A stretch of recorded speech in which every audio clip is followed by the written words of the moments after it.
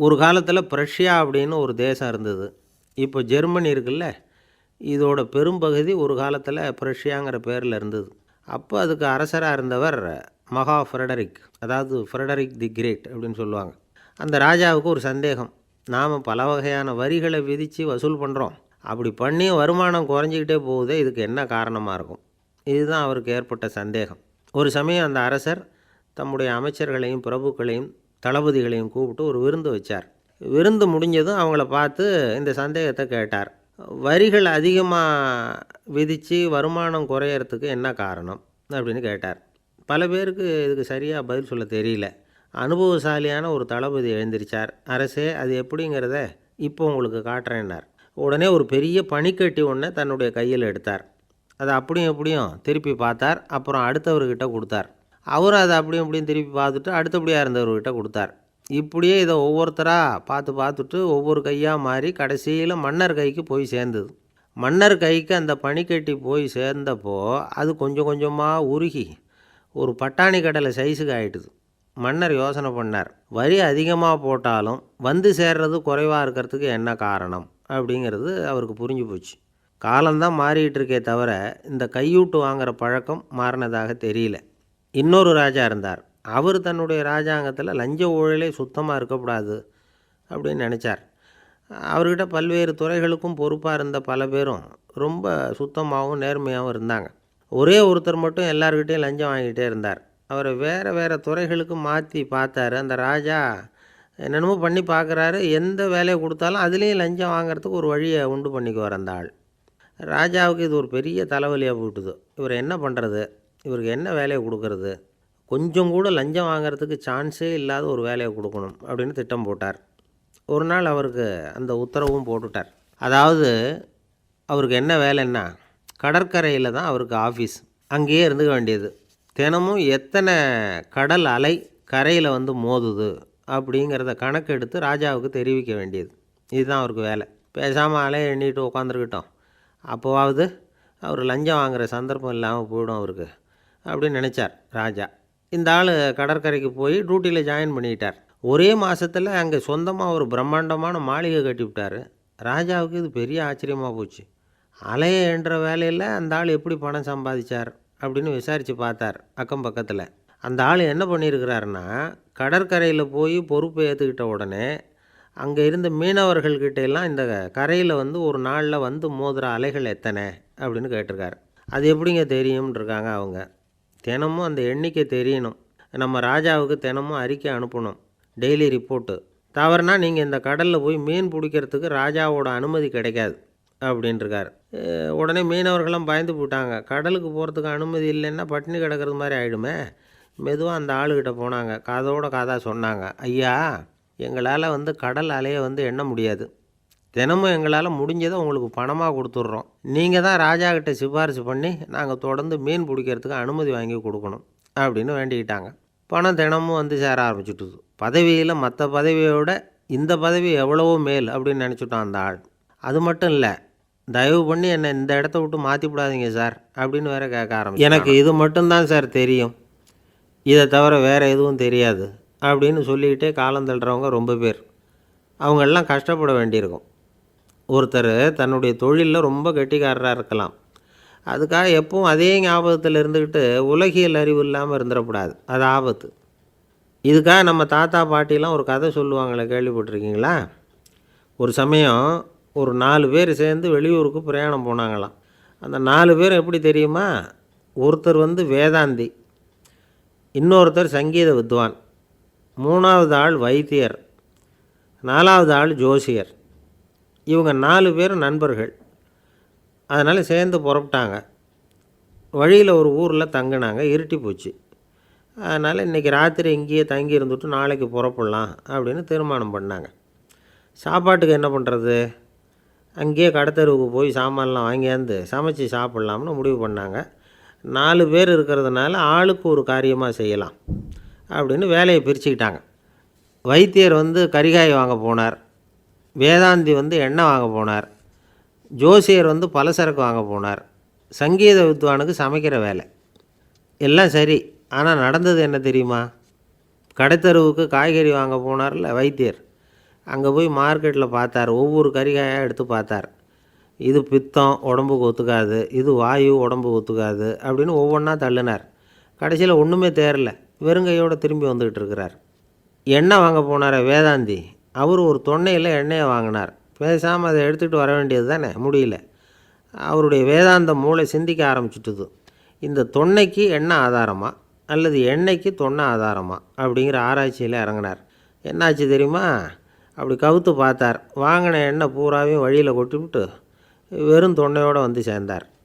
பலசரக்கு வாங்க போனார் ஜோசியர். அவர் ஒரு வழியில் பார்த்தார். வழியில் வந்தவங்களெல்லாம் அங்கங்கே ஒரு மரத்தடியில் உட்கார வச்சு அவங்களுக்கெல்லாம் ஆர்வம் சொல்ல ஆரம்பிச்சிட்டார். அப்படி ஒவ்வொருத்தராக சொல்லி முடிச்சுட்டு கடத்தருக்கு போய் சேர்ந்தார். இவர் அங்கே போய் சேர்றதுக்குள்ளே ரொம்ப நேரம் ஆகிட்டுது. கடையெல்லாம் பூட்டிவிட்டு போயிட்டாங்க. என்ன செய்கிறது? அவரும் வெறுங்கையோடு திரும்பி வந்து சேர்ந்தார். சரி, இவங்க கதை தான் இப்படி ஆச்சு. அங்கே சமைக்கிறதுக்காக உட்காந்துருந்தார் சங்கீத வித்வான். அவர் கதை என்னாச்சு தெரியுமா? அங்கே அவர் அடுப்பை பற்ற வச்சு ஒலையை கொதிக்க வச்சார். அதாவது ஒரு பானையில் தண்ணியை ஊற்றி அடுப்பில் வச்சார். அது கொதிக்க ஆரம்பிச்சிது. தண்ணி கொதிக்கிற சத்தம் இருக்குதுல்ல, அது இவருக்கு தாளம் போடுறது மாதிரி இருந்தது. ஒரே குஷி, பாட ஆரம்பிச்சிட்டார். பாடிக்கிட்டே உற்சாகமாக கையில் இருந்த கரண்டியால் அந்த பானையில் தட்டினார், தாளம் போடுறதா நினச்சிக்கிட்டு. அவ்வளவுதான், பானை பட்டுன்னு உடஞ்சி போச்சு. தலையில் கையை வச்சுக்கிட்டு அவரும் உட்காந்துட்டார். எந்த தொழில் தெரிஞ்சாலும் சரி, அதை புத்திசாலித்தனமாக பயன்படுத்த தெரியலன்னா ஆபத்து தான். அதுக்காக தான் இந்த கதை. ஒரு பஸ்ஸு டிரைவர் ரொம்ப கெட்டிக்காரர். பஸ்ஸை ரொம்ப திறமையாக ஆபத்து இல்லாமல் ஓட்டினதுக்காக பரிசுலாம் வாங்கினவர். அவரே ஒரு படகு ஓட்டுறதுக்காக அழைச்சிட்டு போயிருக்கிறாங்க, மோட்டார் படகு. அதையும் ரொம்ப திறமையாக தான் ஓட்டிகிட்டு போயிருக்கிறாரு. நடுக்கடலில் போனதும் படகு நின்று போச்சு. மோட்டாரில் ஏதோ கோளாறு. என்ன செய்யலாம் அப்படின்னு அந்த டிரைவரை கேட்டிருக்கிறாங்க படகுல இருந்தவங்கெல்லாம். அப்போ அவர் சொன்னாராம், கவலைப்படாதீங்க, ஒன்றும் பிரச்சனை இல்லை, எல்லோரும் கொஞ்சம் கீழே இறங்கி பின்னாடி தள்ளுங்க, மோட்டார் ஊரில் ஒரு இளைஞன் அப்படின்னாராம். ஒரு நாள் அவன் ஒரு குருவை தேடிக்கிட்டு புறப்பட்டான். ஊரை விட்டு வெளியில் போனான். போகிற வழியில் ஒரு காடு. அந்த காட்டில் ஒரு மரத்தடியில் ஒரு பெரியவர் உட்காந்துருக்கிறார். அமைதியாக மௌனமாக அவர் அமர்ந்திருக்கிறார். இந்த பெரியவரை விசாரிக்கலாம், குருவை தேடி கண்டுபிடிக்கிறதுக்கு இவர் ஏதாவது ஒரு வழி சொல்லி கொடுப்பார் அப்படின்னு நினச்சிக்கிட்டு அவரை நெருங்கினான். ஐயா, எனக்கு ஒரு குரு தேவை, எங்கே கிடைப்பார்? அவரை எப்படி அடையாளம் கண்டுபிடிக்கிறது? அதை பற்றி ஏதாவது விவரம் சொன்னீங்கன்னா நான் கண்டுபிடிச்சிக்குவேன் அப்படின்ட்டுருக்கான். பெரியவர் நிமிர்ந்து பார்த்தார். தம்பி, அது ரொம்ப சுலபம். அவர் வயசானவராக இருப்பார், என்னை விட சுமார் 30 வயசு அதிகமாக இருக்கும். அவர் ஒரு மரத்தடியில் தான் உட்காந்துருப்பார் அப்படின்ட்டுருக்கான். சரிங்க பெரியவரே, அது என்ன மாதிரியான மரம், எப்படி இருக்கும் அப்படின்னு கேட்டிருக்கான். பெரியவர் அந்த விவரங்களையும் சொல்லியிருக்கிறாரு. அது மட்டும் இல்லை, சந்திக்கிற நாள், நேரம், வினாடி முதற்கொண்டு எல்லா விவரங்களையும் துல்லியமாக சொன்னாராம். இவ்வளவு விவரங்களை இவரால் எப்படி சொல்ல முடியுது அப்படின்னு இவனுக்கு ஆச்சரியம். இருந்தாலும் அந்த பெரியவர் கடைசியாக ஒரு விவரம் சொன்னார். அது என்ன தெரியுமா? எப்படியும் நீ அவரை சந்திக்கிறதுக்கு ஒரு 30 வருஷம் ஆகும் அப்படின்னு சொல்லிவிட்டாராம். ரொம்ப நன்றிங்க பெரியவரே அப்படின்னு சொல்லிவிட்டு அந்த இளைஞன் புறப்பட்டுருக்கான். இப்போ அவனுக்கு குரு பற்றின விவரம் எல்லாம் கிடச்சிட்டுது, சந்திக்கிற நேரமும் தெரிஞ்சுட்டுது. ஆனால் 30 வருஷம் அவரை தேடி அலைய வேண்டியிருக்குமே. அவன் தேட ஆரம்பித்தான். காடு மலை எல்லாம் சுற்றி அலைஞ்சான். பல வருஷங்கள் தேடினான். அழுத்து போயிட்டான். கடைசியில் அவனுக்கும் வயசாகிட்டுது. கடைசியில் தன்னுடைய சொந்த ஊருக்கே திரும்பி போய்கிட்டு இருந்தான். அங்கே ஒரு மரத்தடியில் அவன் தேடிக்கிட்டு இருந்த குருநாதர் கிடைச்சார். யார் அவருன்னா, 30 வருஷத்துக்கு முன்னாடி வழி சொல்லி கொடுத்தாரில்ல அதே பெரியவர். அவருக்கு இப்போ 30 வயசு அதிகமாக இருந்தது. அதே மரம். அன்னைக்கு பெரியவர் சொன்ன அடையாளம் இப்போ பொருத்தமாக இருந்தது. இப்போ அந்த பெரியவர் சொன்னார், சரியாக வந்து சேர்ந்துட்டேன், வா, உனக்காக தான் நான் இவ்வளவு காலமும் காத்துக்கிட்டு இருந்தேன் அப்படின்னாராம். என்ன சொல்கிறீங்கன்றிருக்கான். 30 வருஷத்துக்கு முன்னாடி என்கிட்ட வந்தியே, அப்போவே என் காலம் வந்து முடிஞ்சு போயிருந்தது. அப்போவே என்ன உனக்கு அடையாளம் தெரியல, அதனால் இவ்வளவு காலம் உனக்காக காத்துட்ருக்கும்படி ஆகிட்டுது அப்படின்னாராம். ஐயா, அப்போவே நீங்கள் சொல்லியிருக்கலாமே, இதுதான் 30 வருஷம் கழித்து நீ சந்திக்க போகிற இடம், நான் தான் உன்னுடைய குரு அப்படின்னு சொல்லியிருக்கலாமே அப்படின்ட்டுருக்கான். அந்த பெரியவர் சிரிச்சுக்கிட்டே அதுக்கு பதில் சொன்னாராம். நான் எவ்வளவோ விவரமாக தான் சொன்னேன், நீ சரியாக புரிஞ்சிக்கல. காரணம், அப்போது நீ போதுமான அளவுக்கு பக்குவம் பெற்றிருக்கவில்லை. அதனால் புரியும் சக்தி இல்லாமல் போயிட்டுதப்போ 30 ஆண்டு காலம் நீ அலைஞ்சி தெரிஞ்சிருக்கிற. அது காரணமாக இப்போ உனக்கு அந்த பக்குவம் வந்துட்டுது. அதனால தான் அடையாளம் காண முடிஞ்சுது, நானே உன்னுடைய குரு அப்படின்னாராம். இதிலேருந்து என்ன தெரியுதுன்னா, ஆன்மீகத்தில் மாணவனாக சேர்றதுக்கு கூட ஒரு பக்குவத்தன்மை தேவைப்படுது. ஒரு பெரிய ஞானி, அவர்கிட்ட சீடனாக இருக்க ஒருத்தன் வந்தான், எதிரில் நின்னான். ஞானி அவனை வெகு நேரம் உற்று பார்த்தார். அப்புறம் சொன்னார், சீடனாக இருக்கிறது ரொம்ப சிரமம்னார். நான் தயாராக இருக்கிறேன்னா. அது இன்னமும் சிரமமாச்சே, இங்கே குருவாக இருக்கிறது மட்டுமே சுலபம் அப்படின்னாராம். அப்படின்னா நான் குருவாகவே ஆயிடுறேன் அப்படின்னானா. இது போலவே இந்த காலத்தில் கதை ஒன்று உண்டு. ஒரு பள்ளிக்கூடத்தில் வகுப்பு ஆசிரியர் மாணவனை திட்டிக்கிட்டு இருந்தார். டேய், நீ 100க்கு 10 மார்க்கு தான் வாங்கிக்கிட்டு இருக்க. இவ்வளவு மோசமாக நீ படித்தா கடைசியில் மாடு மேய்க்கிறது கூட லாய்க்கு இல்லாதவனா ஆகிடுவேன். அதுக்கப்புறம் என்ன செய்ய போகிறேன் அப்படின்னாராம். பையன் தலையை சொரிஞ்சிக்கிட்டே சொன்னானா, சார் அப்படின்னா ஒன்று செய்கிறேன் அப்படின்னானா. இவர் கேட்டிருக்கார், என்ன செய்ய போகிறேன்னு. வேறு என்ன சார், உங்களை மாதிரி ஒரு ஆசிரியர். இமயமலை அடிவாரத்தில் ஒரு மடம், அங்கே ஒரு சன்னியாசி இருந்தார். அவர்கிட்ட ஒருத்தர் வந்தார். சுவாமி, ஆசையை உதற நினைக்கிறேன், முடியல, ஒட்டிக்கிட்டே வருது அப்படின்னாராம். இப்படி உட்கார, ஒரு கதை சொல்கிறேன் அப்படின்னு சொல்லி அவர் சொல்ல ஆரம்பித்தாராம். அவர் சொன்ன கதை என்னென்னா, ஒரு ஊரில் ஒரு ஆள் இருந்தான். அவன் பேர் குப்புசாமி. அவன்கிட்ட எப்பவும் ஒரு பழைய தொப்பி இருக்கும், விடவே மாட்டான். அதனால் அவனை எல்லோரும் தொப்பி சாமி அப்படின்னு தான் கூப்பிடுறது வழக்கம். ஒரு புது தொப்பி வாங்கிக்கப்படாதாப்பா அப்படின்னு நண்பர்கள்லாம் சொல்லி பார்த்தாங்க. பணத்துக்கு எங்கே போவேன் அப்படின்னு விட்டானான். பணம் வச்சுருக்கான், செலவு பண்ண மனசு வரல, மகா கஞ்சன். பழைய பாட்டில்கள்லாம் வாங்கி விற்றுக்கிட்டு இருந்தான். அப்படி ஒரு தடவை பழைய கண்ணாடி சாமான்களை ஏலத்தில் எடுத்தப்போ அதில் ஒரு அருமையான சென்ட்டு பாட்டில் கிடச்சிது. உடனே ஒரு ஐடியா பண்ணான். அந்த சென்ட்டை சின்ன சின்ன பாட்டில்களில் அடைச்சி ஜன்னல் ஓரமாக அடுக்கி வச்சுட்டான். அதை விற்றா நிறைய பணம் கிடைக்குமே, அதனால். இதுக்கு இடையில் ஒரு நாள் அவன் அப்படியே உட்காந்துருந்தான். அந்த நேரம் நண்பன் வந்தான். ஏண்டா, உன் பழைய தொப்பியை மாற்றப்படாதா, ஊரில் எல்லோரும் கேலி பேசுகிறாங்களே உன்னை தொப்பி சாமின்னு அப்படின்னு சொல்லி கேட்டிருக்கான்.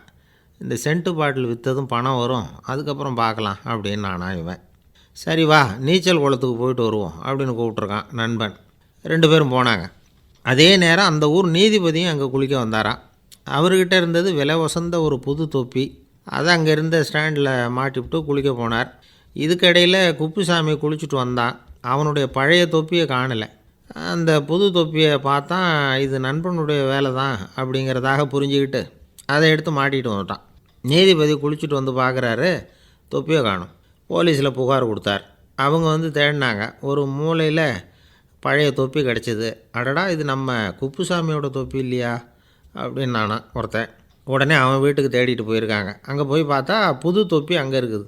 உடனே அவனுக்கு 1000 ரூபா அபராதம் போட்டாங்களாம். அவன் பணத்தை கட்டிவிட்டு ரொம்ப எரிச்சலோடு வீட்டுக்கு வந்தான். பழைய தொப்பி கண்ணில் பட்டுது. மறுபடியும், உன்னால் தானே எனக்கு 1000 ரூபா நஷ்டம் அப்படின்னு சொல்லி அதை எடுத்துக்கிட்டு அப்படி போயிருக்கான். அந்த ஊர் குளத்தில் வீசி எரிஞ்சிட்டு வந்துட்டான். அது மீன் பிடிக்கிற ஒருத்தன் கையில் சிக்கிச்சு. அவன் வர்ற வழியில் அதை எடுத்து வேகமாக வீசி எறிஞ்சான். அது நேராக குப்புசாமி வீட்டு ஜன்னல் வழியாக உள்ளே இந்த சென்ட்டு பாட்டில்கள் மேலே விழுந்து எல்லாம் உடஞ்சி நொறுங்கி போச்சு. குப்புசாமி பார்த்தான். தோட்டத்தில் ஆழமாக ஒரு குழியை வெட்டினான். அந்த தொப்பியை போட்டான், மூடிவிட்டான். இதை அடுத்த வீட்டுக்காரன் பார்த்தான். ஏதோ புதையல் தான் வச்சுருக்கான் போல இருக்குன்னு நினச்சான். போலீஸில் போய் புகார் கொடுத்துட்டான். மறுபடியும் போலீஸ் குழியை தோண்டினாங்க. பழைய தொப்பி மறுபடியும் வெளியில் வந்தது. எல்லோரும் சிரிக்கிறாங்க. அன்னைக்கு ராத்திரியே அந்த தொப்பியை எடுத்துக்கிட்டு நேராக புறப்பட்டான். ஒரு கல்லில் அதை சேர்த்து கட்டி குடிநீர் தொட்டி இருக்கும்ல, அதில் போட்டுட்டு வந்துட்டான். இனிமேல் என்ன பண்ணும் பார்ப்போன்னு. ஒரு நாள் திடீர்னு குழாயெல்லாம் அடைப்பட்டு போச்சு. மாநகராட்சி அலுவலர்கள் என்னன்னு பார்த்தா அந்த பழைய தொப்பி குழாயை அடைச்சிக்கிட்டு இருக்குது. இது குப்புசாமியோட தொப்பிங்கிறது தான் எல்லாருக்கும் தெரியுமே. உடனே குடிநீரை பாழாக்கணத்துக்காக குப்புசாமிக்கு கோர்ட்டு 2500 ரூபா அபராதம் போட்டுவிட்டுது. அதையும் கட்டிவிட்டு வெளில வந்தான். கடைசியாக முடிவு பண்ணான். ஒரு நெருப்பு குச்சியை கிழிச்சான். தொப்பியை கொளுத்தினான். எரிஞ்சுது. எடுத்து வெளில எரிஞ்சான். கொஞ்ச நேரத்தில் தீ அணைப்பு படம் வந்துட்டுது. ஆமாம், இவன் எடுத்து எரிஞ்சது வெளியில் விழுந்து வீட்டு கூரையே பற்றிக்கிட்டு எரிய ஆரம்பிச்சுட்டுது. அவனோட பணத்தாசையும் அதோடு சேர்ந்து எரிஞ்சு போச்சான். இப்படி ஒரு கதை. இந்த கதையை சொல்லி முடித்தார் அந்த இமயமலை அடிவாரத்தில் இருந்த சன்னியாசி. இப்போ அந்த குப்புசாமி எங்கே இருக்கிறான்னு கேட்டார் எதிரில் இருந்தவர். இதோ உன் எதிரிலே இருக்கிறான், நான் தான் அந்த குப்புசாமி அப்படின்னாரான் அந்த சன்னியாசி. அந்த குப்புசாமிகிட்ட இருந்தது மாதிரி ஒரு பழைய தொப்பி நம்ம ஒவ்வொருத்தர்கிட்டையும் உண்டு. அதை எப்படி தொலைக்கிறதுன்னு தெரியாமல் தடுமாறிக்கிட்டு இருக்கிறோம். அது என்ன தொப்பிங்கிறீங்களா? அதுதான் நம்மை சூழ்ந்திருக்கிற மாயை அப்படிங்கிறார் சுவாமி சின்மயானந்தர்.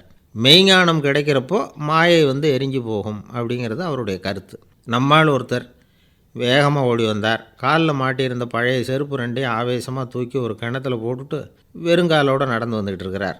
ஏன் அப்படி பண்ணீங்க அப்படின்னு கேட்டோம்.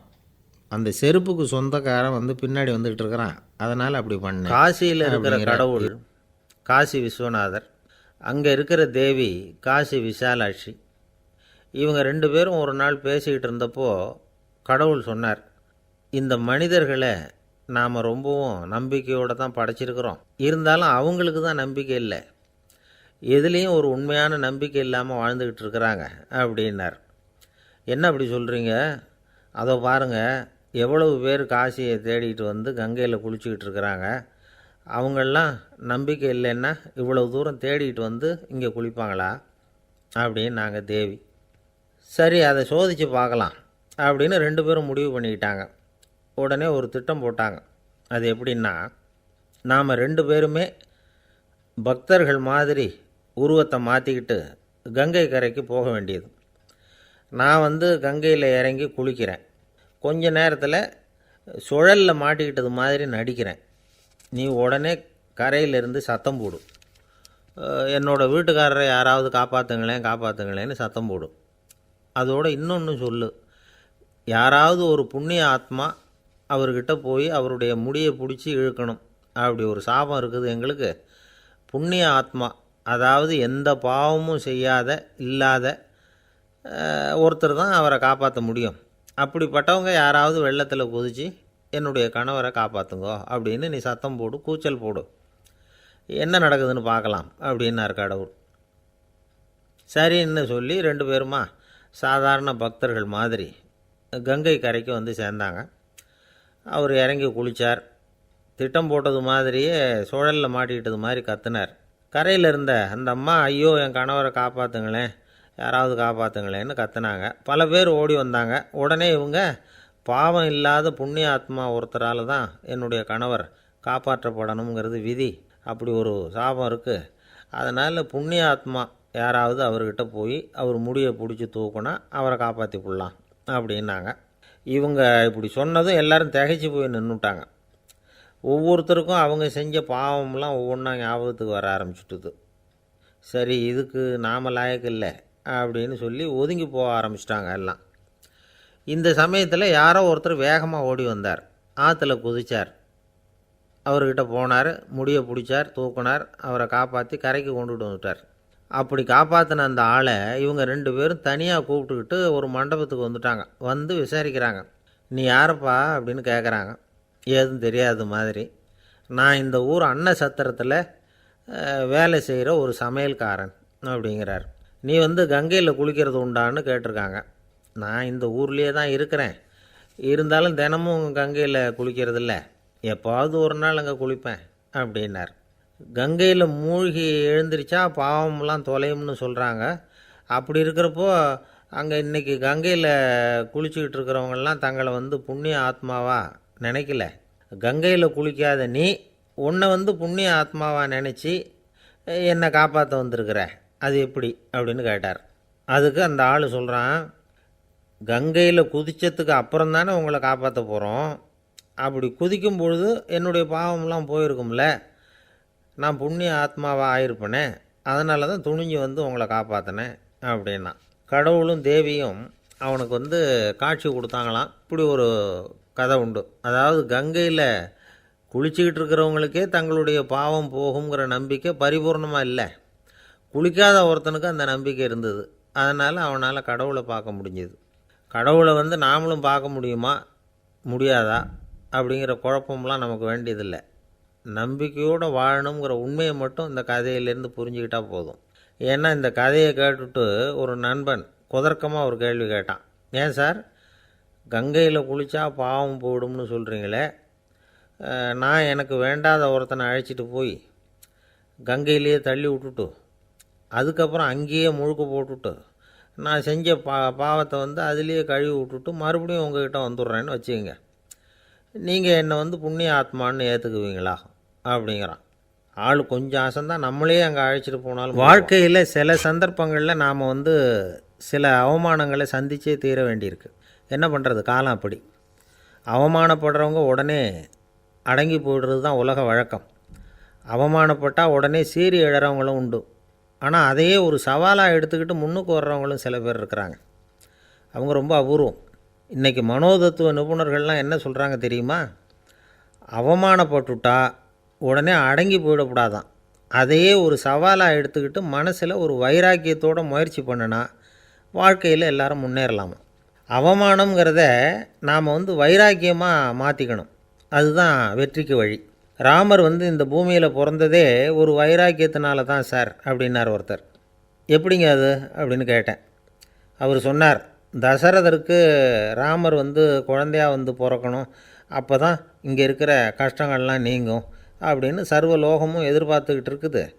ஆனால் அவர் எப்போ பிறப்பார் அப்படின்னு யாருக்கும் தெரியல. அந்த காரியம் சீக்கிரம் நடக்கணுமே, அதுக்கு என்ன பண்ணுறது? நாரதர் வந்தார் ஒரு நாள் தசரதரை தேடி. தசரதா, உனக்கு ஒரு செய்தி தெரியுமான்னு ஆரம்பித்தார்.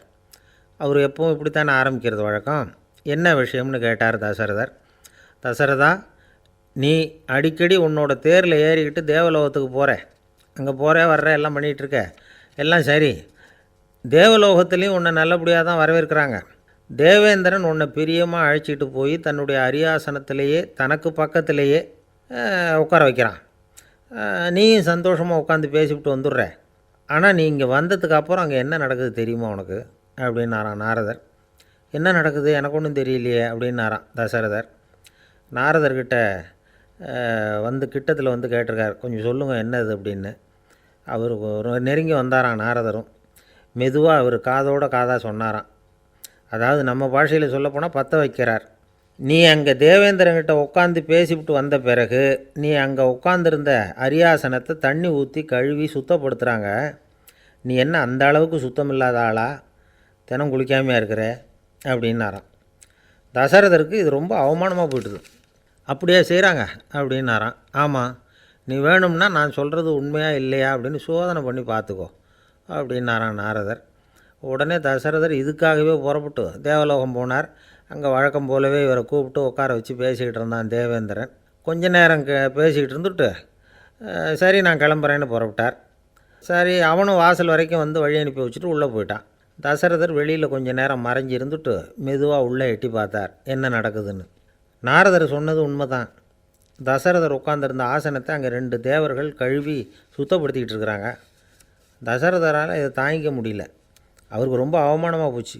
நேராக கிடுகிடுன்னு தேவேந்திரங்கிட்டே போனார்.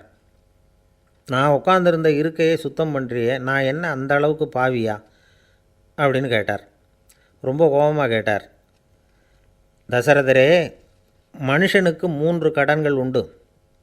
தேவ கடன், ரிஷி கடன், பித்ரு கடன். இதை தீர்க்காதவன் பாவியாகிறான். இதில் மகனை பெறுவதால் தான் பித்ரு கடன் தீரும். உனக்கு மகன் கிடையாது, அதனால் நீ பாவியாகிற. பாவி உட்காந்துருந்த இடம்ங்கிறதுனால அதை சுத்தம் செய்ய வேண்டியது எங்கள் கடமை அப்படின்னு நானான் தேவேந்திரன். இந்த இடத்துல தசரதருக்கு ஏற்பட்ட அவமானம் ஒரு வைராக்கியமாக மாறிச்சு. தேவேந்திரனே கேட்டுக்கோ, ஒரு மகனை பெற்ற பிறகு தான் இந்த சபையில் மறுபடியும் அடி எடுத்து வைப்பேன் அப்படின்னு சொல்லிவிட்டு போயிட்டாரான். போய் புத்திர காமேஷ்டி யாகம் பண்ணார். புத்திரர்கள் பிறந்தார்கள். இந்த கதையில் உள்ள கருத்து என்னென்னா, தேவேந்திரன் தசரதரை அப்படி அவமானப்படுத்தலைன்னா அவருக்கு இப்படி ஒரு வைராக்கியம் பிறந்திருக்குமா யோசித்து பார்க்கணும். நமக்கு ஏற்படுகிற சில அவமானங்களையும் வைராக்கியமாக மாற்றிக்குவோம். அப்படி மாற்றிக்கிட்டோம்னா வாழ்க்கையில் முன்னேறலாம்.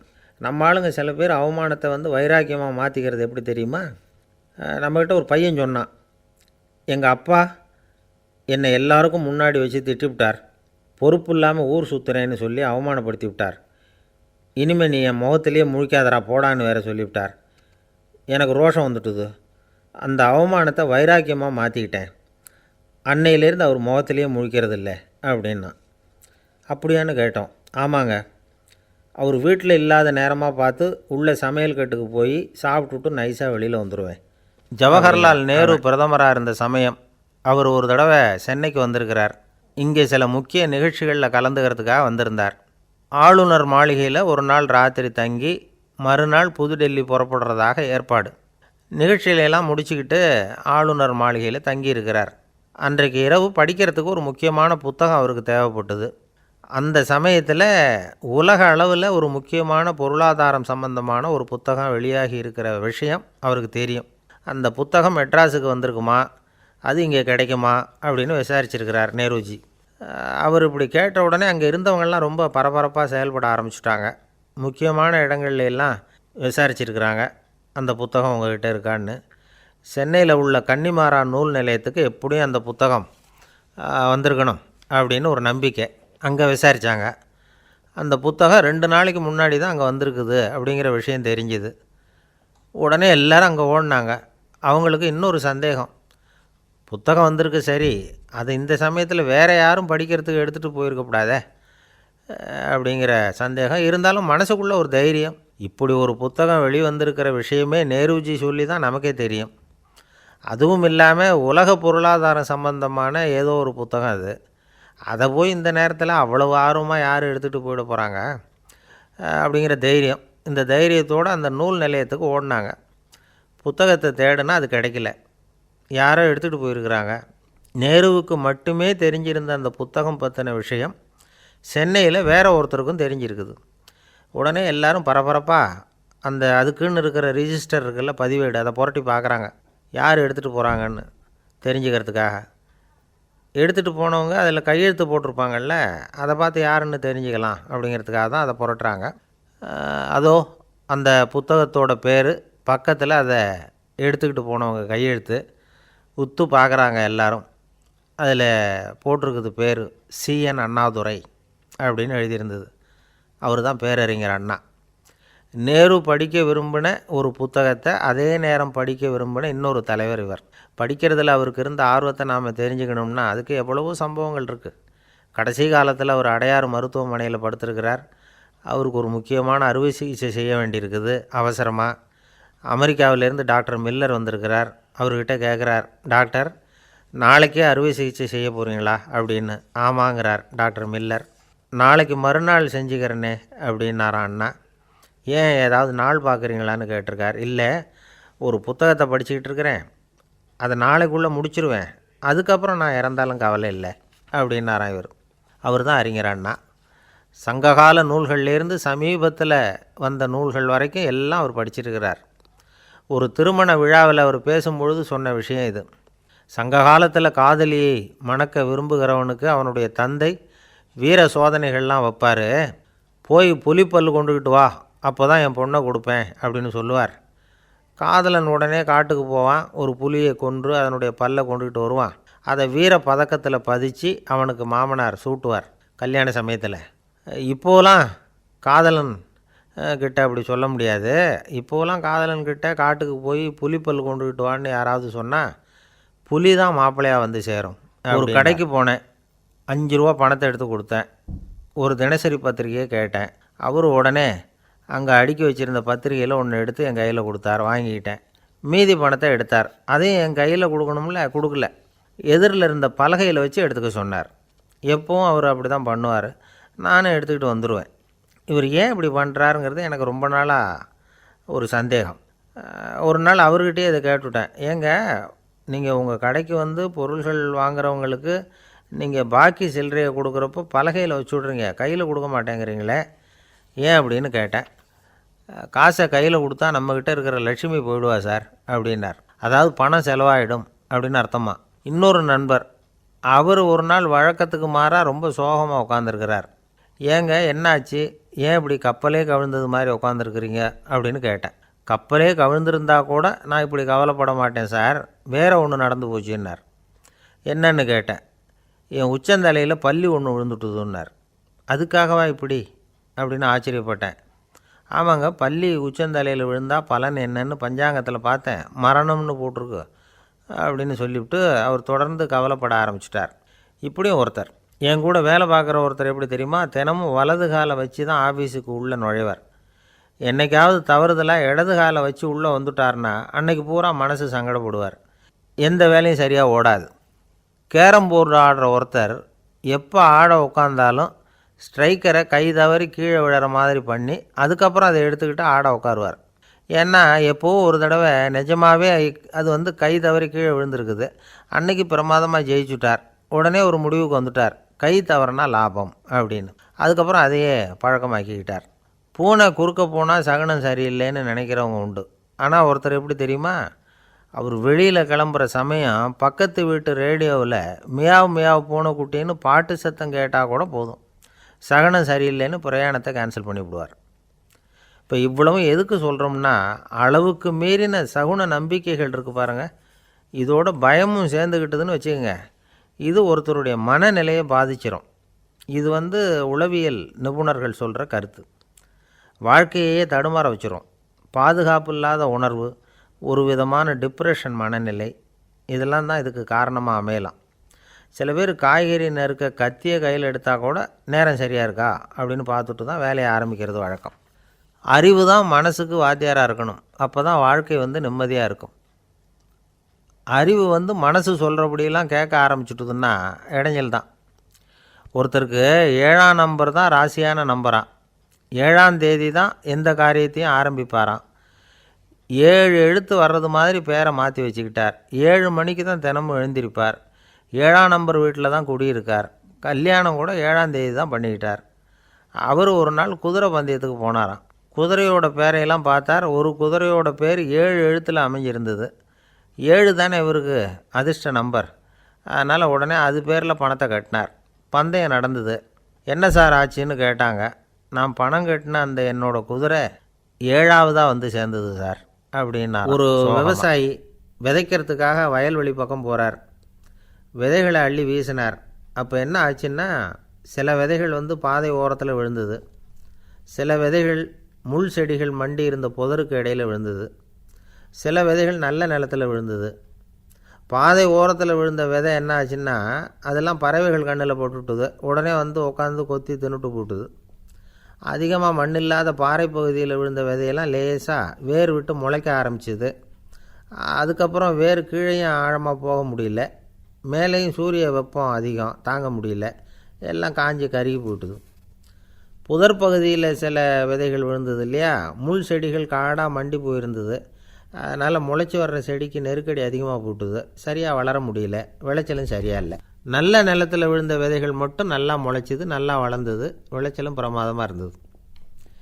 இந்த கதையை சொல்லிவிட்டு கேட்க செவியுள்ளோர் கேட்கட்டும் அப்படிங்கிறார் இயேசு பெருமான். ஆமாம், இயேசு கடலில் நின்ற படகு ஒன்றில் உட்காந்துருக்கிறார். கடற்கரையில் ஏராளமான மக்கள் உட்காந்துருக்கிறாங்க. அந்த சமயத்தில் தான் இயேசு ஓமைகள் மூலமாக மக்களுக்கு பல உண்மைகளை சொல்லிகிட்டு இருக்கிறார். மக்கள் அந்த கதையை கேட்டுட்டு ஒன்றும் புரியாமல் முழிக்கிறாங்க. அதை கவனித்த இயேசு அந்த ஓமையை விளக்க ஆரம்பித்தார். இதில் அந்த விதைக்கிறவர் தான் இறைவன். அவருடைய வார்த்தைகளை விதைக்கிறார்.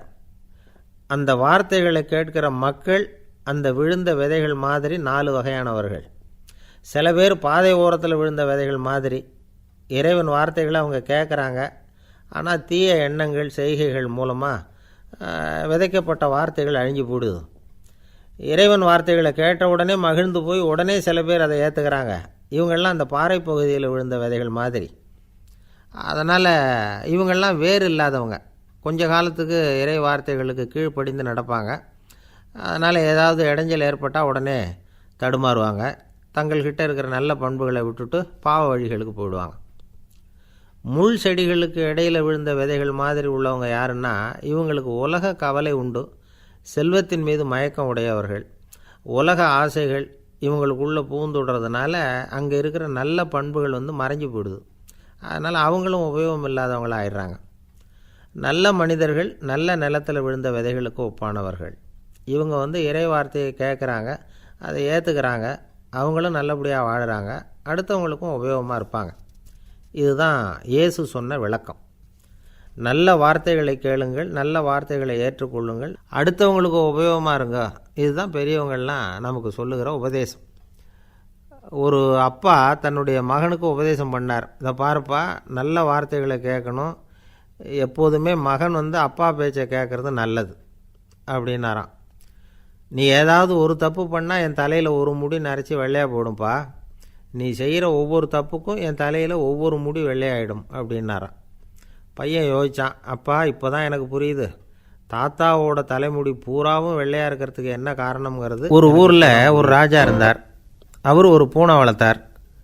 ரொம்ப செல்லமாக அவர் அந்த பூனையை வளர்த்தார். அவர் என்ன பண்ணுவார் தெரியுமா, இரவு நேரத்தில் அந்த பூனையோட தலையில் ஒரு விளக்கை வச்சுருவார்.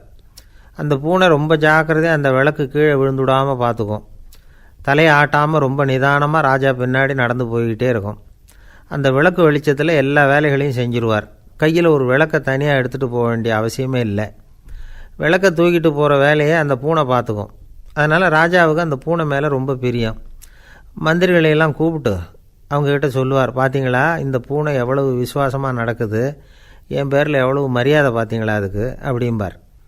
இதை கேட்டுவிட்டு அங்கேருந்து அமைச்சர்களில் ஒருத்தர் சொன்னார், மன்னா நீங்கள் சொல்கிறது சரிதான், இருந்தாலும் இந்த பூனையோட விசுவாசத்தை நாம் கொஞ்சம் சோதித்து பார்க்க வேண்டியிருக்கு அப்படின்னாராம். சரி, உங்கள் ஆசையை ஏன் கெடுக்கணும், நல்லா சோதித்து பாருங்கள் அப்படின்னு சொல்லிவிட்டார் ராஜா. உடனே அந்த அமைச்சர் என்ன பண்ணார் தெரியுமா, எங்கேயோ புறப்பட்டு போனார். ஒரு 5-6 எலிகளை பிடிச்சிக்கிட்டு வந்தார். அரண்மனையில் ராஜா ஏதோ வேலை பார்த்துக்கிட்டு இருக்கிறாரு. பக்கத்தில் அந்த பூனை ரொம்ப பணிவாக நின்றுக்கிட்டு இருக்குது. அது தலையில் விளக்கு எரிஞ்சிக்கிட்டு இருக்கு. அமைச்சர் தான் பிடிச்சிக்கிட்டு வந்த எலிகளை அந்த பூனை பார்வையில் படுறது மாதிரி எதிரில் விட்டார். அந்த எலிகள்லாம் அங்கேயும் இங்கேயும் ஓட ஆரம்பிச்சிது. அதை பார்த்தது பூனை, அவ்வளவுதான். தலையில் இருக்கிற விளக்கை பற்றியும் கவலைப்படலை, ராஜாவை பற்றியும் கவலைப்படலை. ஒரே பாய்ச்சலாக பாஞ்சு எலிகளை துரத்த ஆரம்பிச்சுட்டுது. தலையில் இருந்த விளக்கு எங்கேயோ போய் விழுந்தது, அணைஞ்சு போச்சு. இருட்டில் ராஜா தடுமாற ஆரம்பிச்சுட்டார். இந்த சமயத்தில் அந்த அமைச்சர் மறுபடியும் விளக்கை ஏற்றினார், வெளிச்சம் வந்தது. அதுக்கப்புறம் அந்த அமைச்சர் பேசினார், அரசே, பூனையோட விசுவாசத்தை பார்த்தீங்களா, எலி அது கண்ணில் படுற வரைக்கும் தான் விசுவாசமாக இருந்தது. அது மாதிரி எலியை பார்த்ததும் எல்லாத்தையும் விட்டுட்டு அதை துரத்த ஆரம்பிச்சுட்டு பார்த்தீங்களா.